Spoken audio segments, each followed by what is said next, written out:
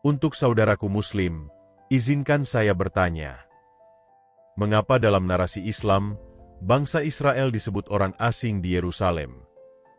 Dan atas dasar apakah mereka dilabeli sebagai pendatang dari Eropa? Pernahkah Anda berhenti sejenak merenungkan hal ini? Bagaimana mungkin bangsa Israel disebut pendatang? Padahal selama ribuan tahun, Yerusalem adalah pusat doa mereka. Dan bagaimana mungkin mereka dianggap asing? Padahal di kota itu, sejarah mereka terukir, iman mereka bertumbuh, dan doa mereka naik setiap hari di sana. Kalau bangsa Israel disebut asing, lalu siapa sebenarnya yang bisa disebut pemilik asli Yerusalem? Tonton terus video ini sampai selesai dan temukan jawabannya.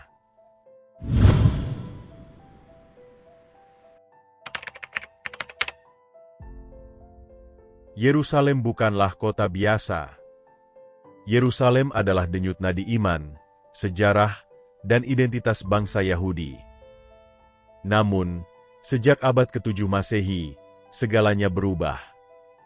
Kota itu ditaklukkan oleh pasukan Islam, di bawah kepemimpinan Khalifah Umar bin Khattab, seorang penerus dari Abu Bakar.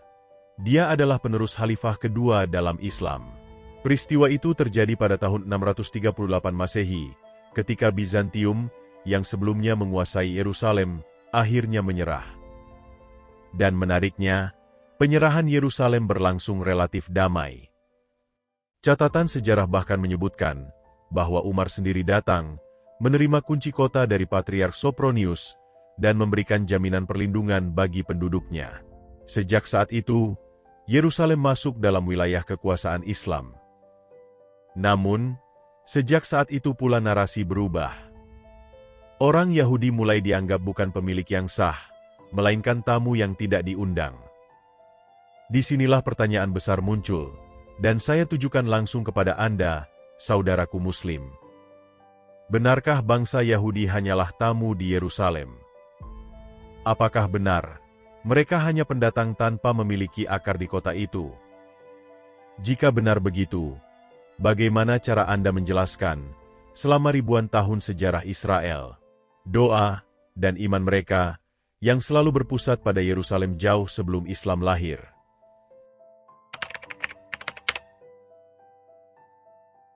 Saudaraku Muslim, izinkan saya mengajukan satu pertanyaan tajam. Apakah benar Yerusalem benar-benar kosong? Saat bangsa Babel menawan bangsa Israel pada tahun 586 sebelum Masehi, apakah tidak ada satupun orang Israel yang tersisa di kota itu? Jawabannya, ada banyak. Alkitab mencatat dengan jelas dalam Yeremia 39, ayat 10, yang berkata demikian. Tetapi Nebuzaradan, kepala pasukan pengawal, membiarkan beberapa orang miskin dari antara rakyat itu tinggal di tanah Yehuda.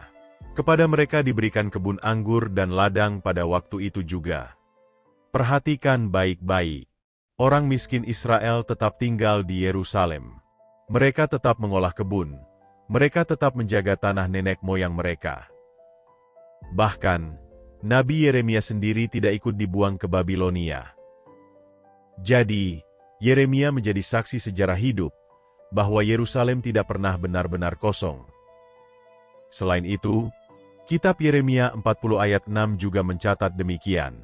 Maka pergilah Yeremia kepada Gedalia bin Ahikam di Mizpah, dan ia tinggal bersamanya di tengah-tengah rakyat yang masih tinggal di negeri itu. Artinya sangat jelas, bahwa Yerusalem tidak pernah kosong, rakyat Israel tidak pernah hilang seluruhnya dari Yerusalem. Selain itu ada bukti tambahan dari kitab 2 Raja-Raja 25 ayat 12, yang mengatakan hal yang sama. Tetapi kepala pasukan pengawal meninggalkan beberapa orang miskin dari negeri itu, untuk menjadi pengolah kebun anggur dan ladang-ladang. Fakta ini menegaskan, bahwa tanah Yehuda, termasuk Yerusalem, tidak pernah benar-benar kosong. Selalu ada orang Israel yang tetap tinggal di sana. Mereka mungkin bukan bangsawan, bukan imam, bukan tentara, tetapi justru merekalah yang menjaga tanah itu tetap berdenyut. Di sana, kehidupan Israel masih terus berlangsung, dan Alkitab menuliskan, bahwa Gedalia bin Ahikam ditunjuk oleh Raja Babel sebagai pemimpin sisa bangsa itu. Dan Nabi Yeremia pun tinggal bersama mereka. Artinya apa? Meskipun sebagian besar dibawa ke Babel, tetap ada komunitas Israel yang berakar di Yerusalem. Yerusalem tetap berdenyut dengan kehidupan Israel, dan tidak pernah ada masa di mana kota itu benar-benar kosong dari umat Allah. Sekarang, saudaraku Muslim, izinkan saya bertanya kepada Anda, sebagai bahan untuk dipikirkan. Yang pertama, jika Alkitab mencatat dengan jelas bahwa bangsa Israel tetap tinggal di Yerusalem, bagaimana mungkin mereka disebut pendatang? Yang kedua, jika mereka tidak pernah hilang dari kota itu, mengapa mereka dianggap asing di rumahnya sendiri? Yang ketiga, apakah adil menyebut bangsa yang setia menjaga tanah leluhur mereka dianggap sebagai tamu yang tidak diundang? Silahkan Anda renungkan sendiri.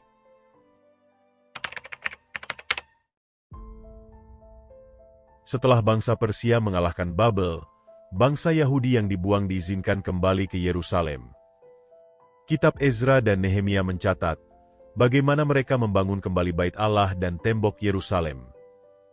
Tapi lagi-lagi, di sini ada pertanyaan yang saya tujukan kepada saudaraku umat Muslim. Apakah orang asing atau dari bangsa lain yang membangun kembali Yerusalem? Jawabannya jelas tidak. Yang membangun kembali Yerusalem adalah bangsa Yahudi sendiri. Mereka yang memang berakar di sana, mereka yang telah menangis, berdoa, dan yang menjaga kota itu dari generasi ke generasi. Bukti sejarah tak bisa terhapus. Meskipun kekuatan dunia berganti-ganti, mulai dari Persia, Yunani, Romawi, selalu ada komunitas Yahudi di Yerusalem. Mereka tidak hilang, mereka tidak menyerah, mereka tetap tinggal. Jadi, kalau bangsa Yahudi selalu ada di Yerusalem, bagaimana mungkin Anda menyebut mereka pendatang? Saat tentara Romawi datang pada tahun 70 Masehi, Bait Allah yang kedua dihancurkan, banyak orang Israel dibunuh, banyak yang diusir. Pertanyaannya, apakah mereka benar-benar hilang dari Yerusalem? Apakah api iman mereka padam begitu saja? Jawabannya tidak. Mereka tetap ada, mereka tetap berdoa, mereka tetap kembali ke tanah yang dijanjikan Tuhan kepada mereka. Bahkan, ketika Romawi mengganti nama Yerusalem menjadi Aelia Capitolina, denyut cinta Israel terhadap Yerusalem tidak pernah padam. Pertanyaan lagi untuk saudaraku umat Muslim. Jika yang membangun kembali Yerusalem yang telah runtuh adalah orang Israel, mereka juga konsisten berdoa menghadap kota itu, dan yang tinggal di sana selama ribuan tahun. Apakah pantas mereka disebut pendatang?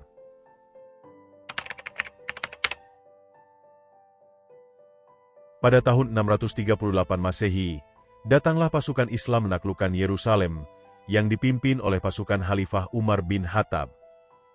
Patriark Sopronius menyerahkan kunci kota kepadanya. Sejak saat itu, narasi Yerusalem berubah. Yerusalem dijadikan kota suci Islam, padahal Nabi Muhammad sendiri tidak pernah menginjakkan kaki di Yerusalem. Dan sejak saat itu pula, bangsa Israel mulai diberi label orang asing. Pertanyaannya, apakah itu fakta sejarah atau strategi politik untuk memperkuat kekuasaan? Sekarang, mari kita lihat catatan sejarah lain. Pengelana Muslim maupun Kristen di abad pertengahan selalu mencatat adanya komunitas Israel di Yerusalem.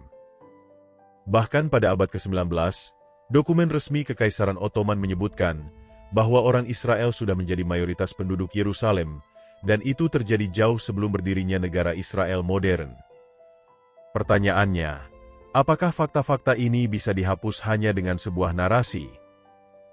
Saudaraku Muslim, di sini ada sebuah paradoks. Umat Islam mengakui Musa sebagai nabi, Daud, dan Salomo. Umat Islam juga mengakui bahwa Bait Allah pernah berdiri di Yerusalem, tetapi anehnya, bangsa yang menurunkan nabi-nabi itu disebut orang asing.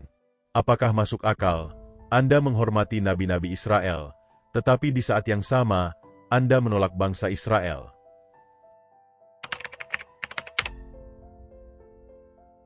Narasi Islam menyebut Yahudi orang asing, bukanlah produk sejarah yang valid. Apakah itu konstruksi ideologi dan politik? Silahkan Anda beri komentar.